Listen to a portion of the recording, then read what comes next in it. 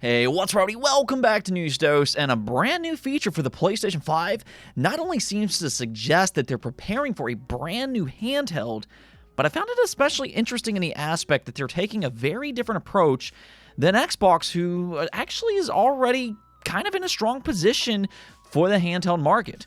Now, you might be a little confused by what I'm saying there, but bear with me, and we're going to get into all of what's happening and how Sony is fixing their biggest problem for this potential handheld future. Now, we also got a very exciting update from Nintendo, which fans are currently going crazy about. First, though, I do want to thank my supporters on Patreon and on YouTube memberships. Thank you just so much for what you do, and you will receive this video through early access. Let's go and get right into things, though, starting off with Trails in the Sky, the first chapter. It will be available tomorrow, which I'm actually very much looking forward to this game, but until then, reviews are currently rolling out, and even though we only have a few so far, it's gotten off to an absolutely terrific start. It currently has a 90 overall score on Metacritic, and I'll say right now that the original PSP game was already fantastic as is. Not only would I say that it's one of the better PSP titles, but I'd also rank it fairly high among JRPGs just as a whole. I mean, it's got a good combat system if you enjoy turn-based combat, it's got good characters, and it's also got a compelling story. So I'm not surprised at all by just how well it's being received, but the problem that this remake fixes for really, I'd say, the entire series is that it more or less can introduce newer fans to the franchise as well. I mean, back in 2004, little did we know that this cult classic would end up being just the beginning of a very, very long franchise in which all the stories are interconnected. I believe there's like 10 plus games. I haven't even played them all either, so correct me if I'm wrong about that, but it can be a very intimidating series to get into or to even keep up with, but that's why I love what they're doing with this remake. Not only does the remake look great visually, but also according to critics, it lives up to its reputation. In my opinion, though, it also fixes that one problem that this series has consistently had. It gives newcomers an easy way to jump in. So I'm going to go and give it my recommendation as well based on the original game. If you like JRPGs, then there's a pretty good chance that you're going to love this game come tomorrow when it releases. Also, the 90s Sega and Nintendo rivalry seems to be back in full force, with Sonic Racing Crossworlds coming later this month. Sega recently dropped an advertisement that not so subtly poked fun at Mario Kart World, but now reviews are also out, and Crossworlds not only might be a worthy competitor, but on top of that, it's also being praised as potentially the best Sonic racing game ever made. It currently has an 83 overall score on Metacritic, which beats out Sonic Racing Transformed, which had an 82 back in 2012. Now, I can say firsthand that that was a great title, so to hear that this game might be even better, that's a pretty good sign. And what I keep hearing is that what sets it apart from the competition is its high speed, which is exactly what you want to hear from a Sonic title. Its creative level design is also being consistently praised online. Apparently, it is very, very good. So it really sounds like Sega knocked it out of the park with this specific title. So if you're interested, there is a demo that you can play while we wait for its September 25th launch. Now, beyond reviews, we do actually have some other things to talk about, including CyberPunk 2. According to a new job listing, the sequel may actually include a multiplayer edition as well. The job listing reads, CD Projekt Red is currently seeking a lead network engineer to join our team working on CyberPunk 2, the next mainline Cyberpunk 2077 game. As a lead network engineer, you and your team will play a pivotal role in designing and implementing the network architecture and online systems. You will lead and manage a team of talented engineers working collaboratively to ensure seamless and robust online systems. Now, the immediate reaction online for this news has been mixed at best, which I completely understand. Most live service games don't exactly end up being that great, and then they ultimately fell. So I think we're at a point where that's just kind of the assumption. However, I will say in this case, I think that this is perfectly fine. And the reason that I say that is because the reason I usually give live service projects from typically single-player first studios such a hard time is because those projects tend to take away from other games that they could have made instead and probably would have made more sense given that fans are actually asking for those games. In this situation, though, CyberPunk 2 is still being developed as a single-player experience. I mean, literally at the top of this very job listing, they noted the company description and said it's to create revolutionary, story-driven RPGs which go straight to the hearts of gamers. So that hasn't changed. And in fact, they wanted a multiplayer edition for the first game as well, but they ended up scrapping it because they had to prioritize their incredibly buggy launch, as we all remember. Now, hopefully we won't get a repeat of that situation, but they've definitely wanted a multiplayer edition for a very long time. My guess is that it'll be somewhat similar to GTA Online, which, I mean, that could actually turn out to be pretty good considering that game is extremely popular, but let me hear your opinion about this in the comments below. Are you interested in this idea or not? All right, now let's go talk about the new PlayStation 5 feature, which is actually a lot more interesting than what you might first expect.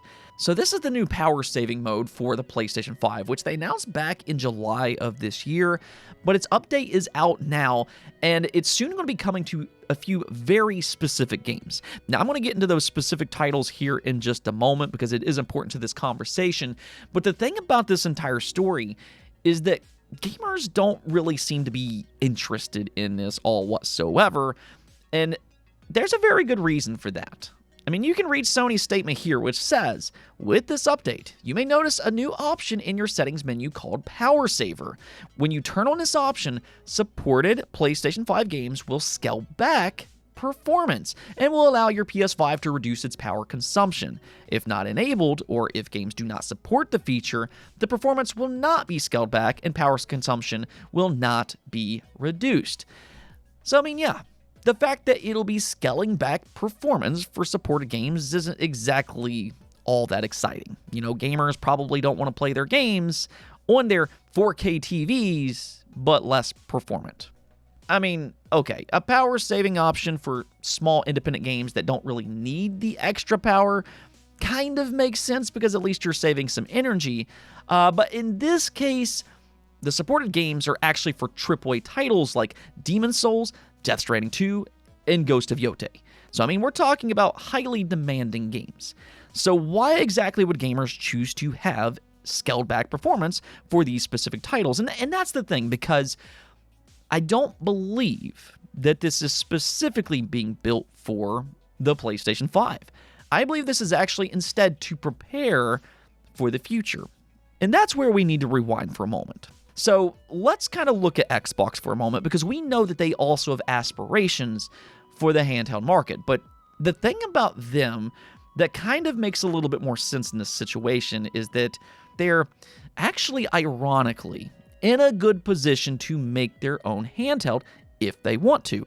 And that's simply because of the Xbox Series S. Yes, the same console that's been taking heat all generation has actually put them in a very good position for the handheld market. And that's because they've been optimizing games for a less powerful machine for around 5 years. So all of the next generation games that they've been working on, you know, demanding games like Indiana Jones, Starfield, Gears of War, Fable, Forza Horizon, Flight Simulator, Halo Infinite, and the list goes on and on and on, are all optimized for less powerful hardware. Whereas games like Demon's Souls and Ghost of Yotei, they were specifically developed for 4K resolution on premium consoles. And that's not something that handhelds are necessarily prepared for. In other words, there's a lot of games within the PS5 catalog that, quite frankly, might not translate smoothly to a handheld console that's going to be less powerful. And that's where this power-saving option comes in. I think this is kind of their way to go back through their catalog and to better optimize them to run on hardware that might not be as powerful, aka their rumored handheld. This not only will give their own studios plenty of time to utilize this option ahead of its release, but it also gives third-party developers a way to opt in as well, because as of right now, the rumor that the PlayStation handheld will play PS5 games might kind of be a problem because PS5 games just aren't optimized for less powerful hardware like a handheld experience. Now, one more thing before we go, though, because Nintendo fans right now are going crazy over the idea that a universal achievement system will finally make its way to their platforms. That's because a patent was recently discovered online that, yes, details a system that seems very similar to Xbox achievements and to PlayStation trophies. The patent was first filed back in 2024, but was recently updated this September, which is a pretty good sign that they might still be considering it. Now, do kind of keep in mind here that patents are ultimately just an idea on paper. It doesn't necessarily mean that it will come to fruition, but at the same time, this absolutely does seem to be something that they are, at the very least, considering. However, the thing about Nintendo is that when they do something, they kind of have this mindset that it has to be different. And according to this patent, that does seem to be the case in this situation. The patent includes a flowchart, and the way it kind of reads is that you'll unlock an achievement, which will then give you an undetermined amount of points, and then you can use those points to exchange on their point shop. So, kind of think about how they currently position their Nintendo Switch Online icons. You can unlock platinum points and then exchange them for various different icons on their Switch Online page. So it kind of seems like they want to expand on that idea, but on a more system level, which I personally think would be great. Like, I completely understand that not everybody cares about achievements, and okay, that's perfectly fine, but the fact is that there are a lot of people that does. I mean, there's entire YouTube channels that are built on the idea of hunting achievements and trophies, and they are very, very popular. So my point is that there are a lot of people that does, in fact, enjoy them, and there's entire communities built around those ideas. I mean, even for somebody like me, I'm not necessarily, going to go platinum or 100% every single game, but admittedly, there are times when I won't buy a game on the Nintendo Switch because they don't have an achievement system. 3D platformers, as one such example, most of the time I do prefer to play them elsewhere because those type of games are built to be 100%ed or platinumed, and the fact that Nintendo doesn't have that as an option for their consoles, it kind of bothers me when I play those games. I also like the fact that I can go back, a decade plus from now, and I can still see all the achievements and trophies that I unlocked and the date that I unlocked. I mean, it's just kind of a cool way to catalog all the different games that you play.